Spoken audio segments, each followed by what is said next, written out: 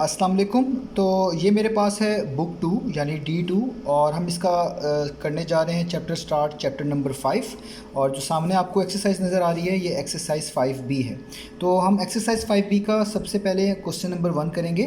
तो इसको स्टार्ट करने से पहले आइए हम इसकी एक बार स्टेटमेंट रीड कर लेते हैं।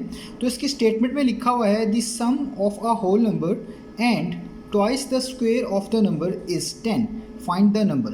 तो ये स्टेटमेंट हमें क्या बता रही है, इस स्टेटमेंट को हमने बड़े ध्यान से ऑब्जर्व करना है। इस स्टेटमेंट के दो पार्ट्स हैं।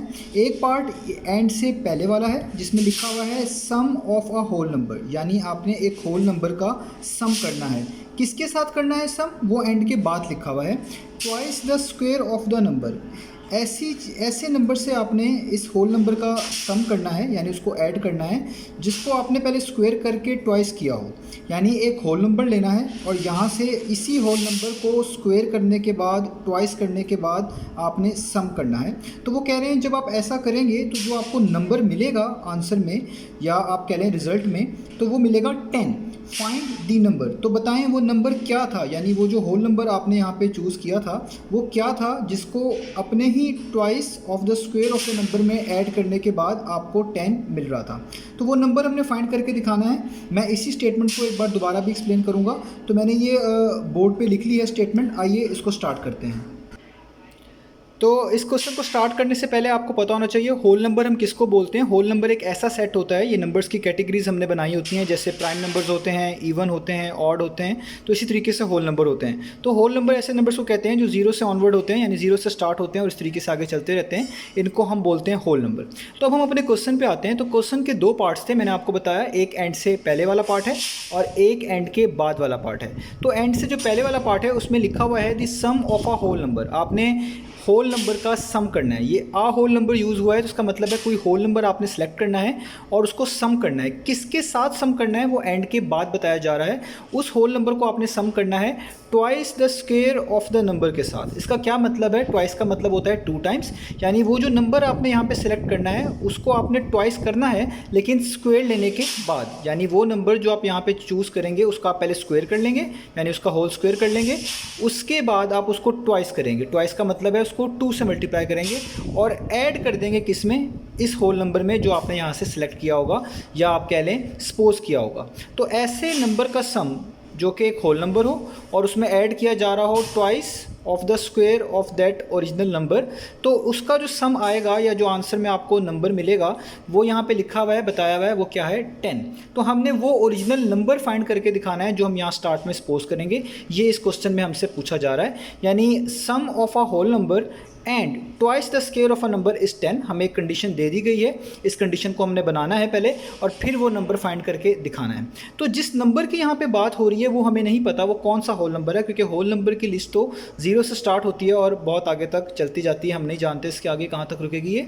तो होल नंबर जो वो यहाँ पर यूज़ करना है वो हमें पहले खुद से सपोज करना पड़ेगा। तो आइए उसको पहले लेट कर लेते हैं या सपोज कर लेते हैं।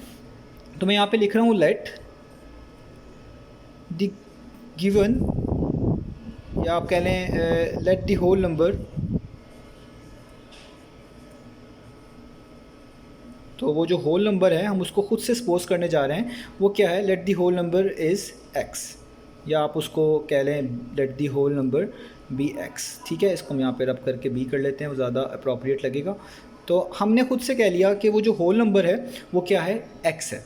अब हमने इसी कंडीशन को, इसी स्टेटमेंट को मैथमेटिकली यहाँ पे लिखना है। तो पहले देखें किसकी बात हो रही है, सम की। हम यहाँ पे सम लगा देते हैं। सम का मतलब है ऐड करना है, तो एडिशन का साइन आएगा। ऐड करना है, किसको करना है, होल नंबर को। होल नंबर आपने क्या ऐड किया है, x, तो यहाँ पे लिख लेते हैं x, यानी x को हम ऐड कर रहे हैं, होल नंबर को हम ऐड कर रहे हैं। किस में करना है, वो एंड के बाद लिखा हुआ है twice the square of the number, यानी जो नंबर आपके पास है, यानी ये इसको ट्वाइस करना है स्क्वायर लेने के बाद। ठीक है, पहले आप स्क्वायर लेंगे तो इस नंबर का स्क्वायर क्या होगा, इस नंबर का स्क्वायर होगा x स्क्वायर।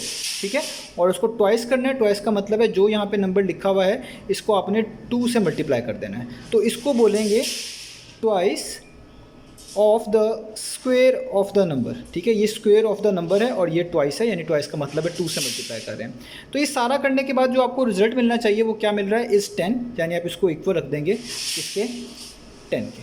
तो ये आपकी कंडीशन बन गई, ये नंबर आपने x फाइंड करके दिखाना है। तो ये जो आपके पास इक्वेशन बनी है इसमें जो ये कांस्टेंट आ रहा है आप इसको इस साइड पे ले आएँ ताकि ये और बेहतर तरीके से सॉल्व हो सके। तो मैं यहाँ पे लिख लेता हूँ और मैं इसको अरेंज करके लिख रहा हूँ, यानी पहले एक्स स्क्वायर लिख रहा हूँ, बाद में x लिखूँगा और सबसे एंड में 10 लिखूँगा। तो पहले मैं लिख रहा हूँ 2x², ठीक है, 2x²। इनकी जगह आगे पीछे करने से कोई फ़र्क नहीं पड़ेगा और ये पॉजिटिव x ही है, इसको यहाँ पे पॉजिटिव x ही लिख देता हूँ। और ये +10 है, जब आप इसको इक्वेशन के दूसरी तरफ मूव करेंगे तो आपको पता है साइन चेंज हो जाते हैं, तो ये -10 हो जाएगा और यहाँ पे कुछ नहीं बचेगा, तो यानी यहाँ पे आएगा 0। अब ये एक इक्वेशन है, इसको सॉल्व करने का जो मेथड है वो मैं इसी बुक के चैप्टर नंबर 3 में समझा चुका हूँ, जिसको हम मिडिल टर्म स्प्लिटिंग मेथड भी बोलते हैं या मिड टर्म ब्रेक मेथड भी बोलते हैं। तो जिसको उसके बारे में नहीं पता वो चैप्टर नंबर 3 के जो है टॉपिक्स देख ले, उसमें मैंने ये चीज़ समझाई हुई है। तो अब हमने इसकी मिडिल टर्म ब्रेक करनी है, तो किस तरीके से करते थे हम? सबसे पहले जो यहाँ पे नंबर x² के साथ लिखा होता था उसको लास्ट वाले नंबर से मल्टीप्लाई कर लेते थे। तो ये 2 को जब आप -10 से मल्टीप्लाई करेंगे तो आपके पास आएगा -20। इसके बाद आपने बेसिकली 2 काम करने होते हैं। एक तो ऐसा होता है कि आपने कोई ऐसे 2 नंबर्स ढूंढने हैं जिनको अगर आप ऐड करें तो आपको इसकी मिडिल टर्म मिले, इसलिए हम इसको मिडिल टर्म स्प्लिटिंग बोलते हैं। तो मिडिल टर्म का मतलब है +x का मतलब है यहाँ पे +1x, क्योंकि कॉफिशिएंट के साथ कुछ नहीं लिखा होगा तो हम उसको 1 कंसिडर करेंगे। तो ये 1 हमें बेसिकली चाहिए होता है। तो हमने ये नंबर मल्टीप्लाई करने के बाद जो मिलता है, यानी 2 को जब आपने 10 से मल्टीप्लाई किया है -10 से, तो आपको -20 मिला है। तो आपको 2 नंबर ऐसे ढूंढने होते हैं जिनको ऐड करके मिडिल टर्म आए और उन्हीं दो नंबर्स को मल्टीप्लाई करने से आपको एग्जैक्टली यही टर्म मिले। तो ऐसे 2 नंबर्स जब आपको मिल जाते हैं तो आप कहते हैं आपने मिड टर्म स्प्लिटिंग मेथड कर लिया है या मिड टर्म ब्रेक इसकी कर ली है।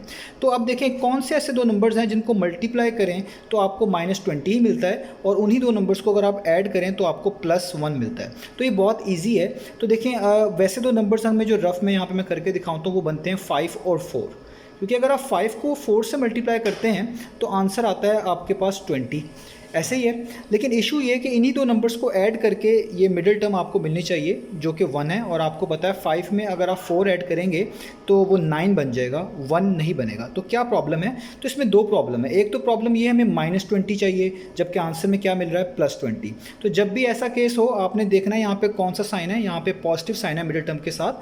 तो आपने जो 2 नंबर्स चूज़ किए होंगे उसमें सबसे बड़े नंबर के साथ आपने पॉजिटिव साइन हमेशा लगा देना है। पॉजिटिव का मतलब है जो यहाँ पे होगा, अगर यहाँ पे नेगेटिव होता तो सबसे बड़े नंबर के साथ पॉजिटिव लगा देते।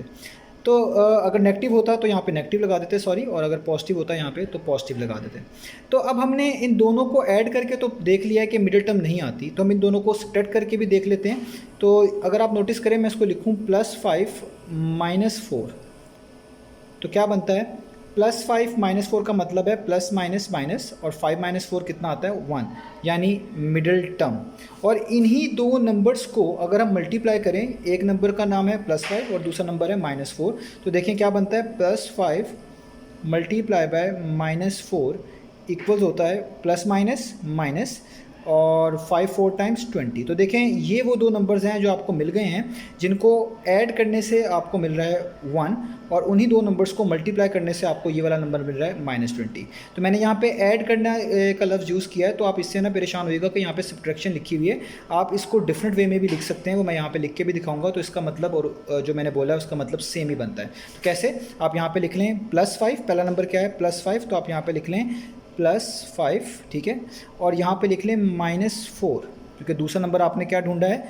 -4। तो एक ही मीनिंग है, क्योंकि प्लस माइनस क्या हो जाता है? माइनस। तो ये वही बात बन जाएगी 5 - 4 जो कि 1 आ रहा है। और दूसरे नंबर भी यही होंगे, जाहिर बात है, एक +5 है और एक -4 है, यानी 5 - 4 टाइम्स कितना बनता है? -20, और यहाँ पे 5 - 4 मिडिल टर्म बननी चाहिए तो वो बनती है 1। तो आपको वो 2 नंबर्स मिल गए हैं, तो आपने वो यहाँ पे लिखने होते हैं, तो वो यहाँ पे लिख लेते हैं। वो हो गए 2x² प्लस पहला नंबर जो कि 5 है, तो यहाँ पे आएगा 5 और साथ ये वाला वेरिएबल आएगा यानी x, फिर दूसरा नंबर। तो इनको सॉल्व करके लिखते हैं, प्लस माइनस माइनस होता है, तो माइनस दूसरा नंबर 4 है, उसके साथ भी ये वेरिएबल लगाते हैं x, और आखिरी में आएगा -10 इक्वल्स 0। तो ये मिड टर्म स्प्लिटिंग मेथड कहलाता है। तो ये आप चैप्टर नंबर 3 लाजमी देख लें, उसमें मैंने ये कम्प्लीटली जो है ना एक्सप्लेन किया हुआ है। अब हम ये देखते हैं कि इन 2 में क्या चीज़ कॉमन है जो दोनों में अपीयर हो रही है। तो 2 और 5 तो कोई ऐसा नंबर नहीं है जो 2 और 5 को डिवाइड करता है, तो ये तो कॉमन नहीं आएगा। तो एक्स स्क्वायर और एक्स में कॉमन है, ये भी एक्स है और ये भी एक्स है। तो मैंने आपको बताया हुआ है लेटर्स के केस में सबसे छोटी पावर वाले को हम कॉमन बाहर लिखते हैं। तो यहाँ पे सबसे छोटी पावर x टू पावर 1 है, इसको आप बाहर कॉमन लिख लेंगे और यहाँ पे जस्ट बचेगा 2, क्योंकि यहाँ पे एक्स स्क्वायर है, एक्स स्क्वायर का मतलब है 2x हैं और एक x बाहर आ चुका है, तो यहाँ पे जस्ट बचेगा एक x, जिसको ऐसे लिख देंगे, इसको बोलते हैं कॉमन लेना। प्लस तो 5 तो कॉमन नहीं है, इसको वैसे ही उतारेंगे। यहाँ पे एक ही x है और ये बाहर आ चुका है, तो यहाँ पे कोई x नहीं आएगा, इसको हम यहाँ पे ब्रैकेट क्या कर देंगे, क्लोज। इसे हम कॉमन लेना बोलते हैं। जो चीज़ बाहर आ जाती है तो आप उसको सब के साथ डिवाइड कर देते हैं, जो चीज़ बचती है उसको अंदर लिख लेते हैं। आप इस x को इन सब से मल्टीप्लाई भी करेंगे तो आपको यही चीज़ मिलेगी, इसको हम कॉमन लेना बोलते हैं। यहाँ पे दोनों ही माइनस हैं तो माइनस तो यहाँ बाहर आएगा ही आएगा। और 4 और 10 को डिवाइड करने वाला सबसे बड़ा नंबर जो है वो आपके पास है 2, तो इसलिए 2 यहाँ पे कॉमन लिखेंगे और x तो यहाँ पे कॉमन नहीं आ रहा, तो ब्रैकेट क्लोज करेंगे। तो यहाँ पे हम 4 को 2 पे डिवाइड करेंगे तो 2 टाइम्स 4 होता है, यानी 4 को 2 पे डिवाइड करें तो 2 आता है, तो वो यहाँ पे लिखेंगे 2। x बाहर कॉमन नहीं आ रहा है तो इसलिए यहाँ पे लिखना पड़ेगा। जब भी बाहर माइनस का साइन हुआ करेगा तो आपने अंदर साइन चेंज करने हैं, तो ये माइनस क्या हो जाएगा, बेसिकली प्लस। और 2 5 टाइम्स 10 होता है, तो यहाँ पे आ जाएगा 5, ब्रैकेट क्लोज, और यहाँ पे हो जाएगा 0। तो फैक्टराइजेशन के अंदर ये सारा स्टेप फैक्टराइजेशन कहलाता है। तो इन दोनों में ये चीज़ें अगर सेम आ जाए तो इसका मतलब है आपने फैक्टराइजेशन ठीक की है। तो जो चीज़ रिपीट हो रही होती है, 2 मरतबा आ रही होती है, उसको हम 1 मरतबा लिख लेंगे, यानी 2x + 5 को 1 मरतबा लिख लेंगे। और इधर जो लिखा होगा बाहर और जो इधर बाहर लिखा होगा, इनको मिलाकर लिख लेंगे, यानी x और -2, और ये हो जाएगा आपके पास ब्रैकेट क्लोज और इक्वल टू 0। अब हमने जब भी दो चीज़ों का प्रोडक्ट 0 के इक्वल हो, याद रखें 0 के इक्वल होना चाहिए। जब भी दो चीज़ों का प्रोडक्ट 0 के इक्वल हो, हम उनको अलग अलग कर लेते हैं, यानी 2x + 5 को अलग से सॉल्व करेंगे और x - 2 को अलग से सॉल्व करेंगे। तो यहाँ पे मैं लिखूँगा 2x + 5 = 0। एक बार इसको अलग से सॉल्व करूँगा और एक बार यहीं पे लाइन लगा लेता हूँ और एक बार मैं इस x - 2 को अलग से सॉल्व करूँगा, तो ये हो जाएगा x - 2 = 0। तो यहाँ से तो x का आंसर बहुत आसानी से निकल आएगा। ये -2 है, वहाँ जाके क्या हो जाएगा, प्लस। तो 0 + 2 कितना होता है, 2, यानी आपको x का एक आंसर मिल गया 2। और यहाँ से भी अगर हम सॉल्व करें तो ये 2x है, तो +5 को उधर मूव करेंगे तो -5 हो जाएगा, और 0 - 5 कितना होता है, -5। और ये 2 मल्टीप्लाई हो रहा है, इसको इक्वेशन के दूसरी तरफ मूव करेंगे तो ये डिवाइड हो जाएगा, यानी हो जाएगा 5/2। तो देखिए 2 आंसर्स आ रहे हैं x के, तो हम यहाँ पे एक आंसर को इग्नोर कर देंगे और वो आंसर है ये वाला, इसको हम इग्नोर कर देंगे। रीज़न, क्योंकि आपसे कहा गया था यहाँ पे जो आपके पास नंबर्स हैं वो कौन से नंबर्स हैं, होल नंबर हैं, वही नंबर आपने फाइंड करके दिखाना था। तो होल नंबर तो नेगेटिव होते ही नहीं है, होल नंबर में कोई भी नेगेटिव नहीं होता, तो इसलिए ये जो x आएगा ये पॉजिटिव ही हमने लेना था, पॉजिटिव ही कंसीडर किया जाएगा। लेकिन ये वाला जो x का आंसर आ रहा है ये तो नेगेटिव है, इसलिए हम ये वाला कंसीडर नहीं करेंगे। इसका मतलब वो नंबर जो कि होल नंबर हो और ये वाली कंडीशन सेटिस्फाई करता हुआ है वो हमने निकाल लिया, वो क्या बनता है, x = 2।